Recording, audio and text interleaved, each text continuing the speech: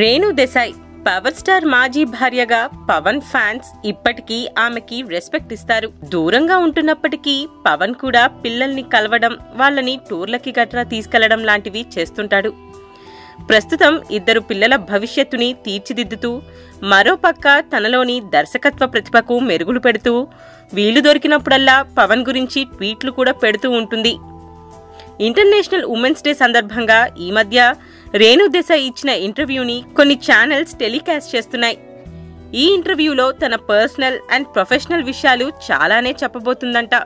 తాను టాంబాయ్ టైప్ అని, చిన్నప్పుడు తను పుట్టగానే ఆడపిల్ల పుట్టిందని ఫీల్ అయ్యారని, పవన్తో యాక్ట్ చేయడానికి ముందే ఆయన సినిమాలకి ఎడిటింగ్ చేశానని, కేవలం ఆయన కోసమే చేశాను కానీ గుర్తింపు కోసం కాదు అని చెప్పింది రేణు దేశాయ్. జీవితంలో హెల్త్ పరంగా, మెంటల్గా చాలా ఇబ్బందులు పడి ఒకానొక టైంలో చనిపోదాం అనుకున్నానని, కానీ నా పిల్లల గురించి ఆ పని చేయలేకపోయానని చెప్పింది. ఇప్పుడు కళ్యాణ్ గారు కూడా మ్యారేజ్ చేసుకున్నారు, వాట్ అబౌట్ యూ అని యాంకర్ అడిగితే పవన్ మాజీ భార్య అని పేరు ఉండడం కూడా ఓ అర్హత. అది అంత ఈజీగా రాదు. నా ఎఫ్బి, ట్విట్టర్లో చాలా మంది పవన్ ఫ్యాన్స్ మీరు ఎప్పటికీ మాకు వదిన అంటుంటారు. ఒకవేళ నేను వేరే వ్యక్తితో రిలేషన్, మ్యారేజ్ లాంటివి కానీ చేస్తే వాళ్ళు నన్ను వదిన అని పిలవరు.